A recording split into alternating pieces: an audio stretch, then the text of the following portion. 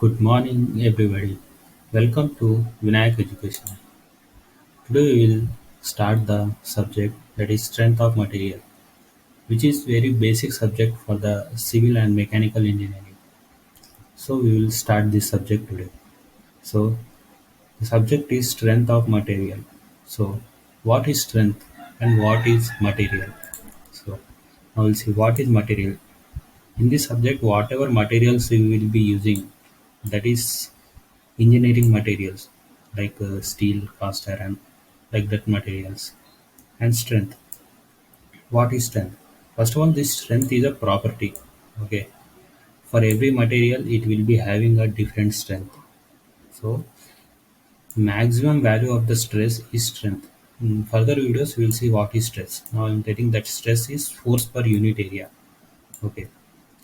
How much the maximum force a component can carry. For example, if we take a shaft, we'll think about the failure. If the shaft fails, then we will say that no use, or we can say that there will be no use of that shaft. So for that we will calculate how much force we can load so that the shaft will not fail. So that is strength. In terms of stress, we can say. But we should remember that the strength is a property. Okay. But stress can vary. Okay. The maximum value of stress is strength. So this strength is a property, but the stress can be changed. That maximum stress is strength. See, this is the property of material. So here in this subject, we will talk about the deformable body. We know there are three types of body.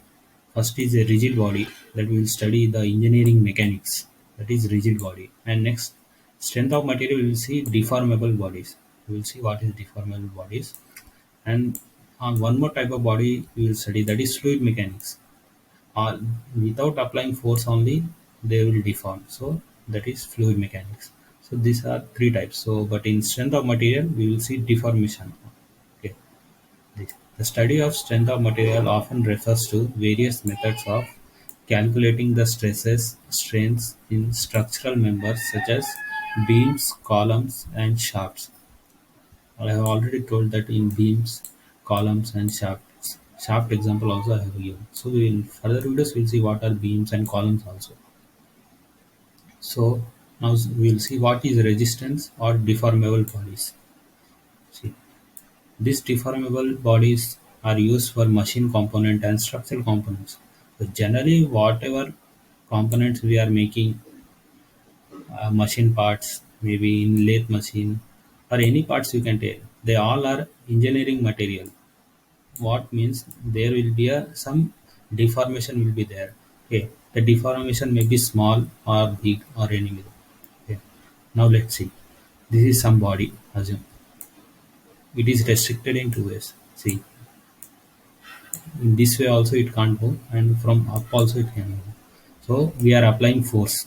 Okay, here this force is applying on this block, and the length is L. So now if we draw the free body diagram of this F or this block, okay, we can see there will be one normal force inducing in this direction. Okay, so that force will be equal. Why? Because it is in equilibrium. It is not moving. So now this force is called resisting force. Okay, why? Because this force is not here. Okay, when we draw free body diagram to keep this body in equilibrium, this force is inducing. Okay, so that's why it is called resisting force. And due to this force, the length of this bar will change because this is not a rigid body. This is deformable bodies. So this is F. Okay.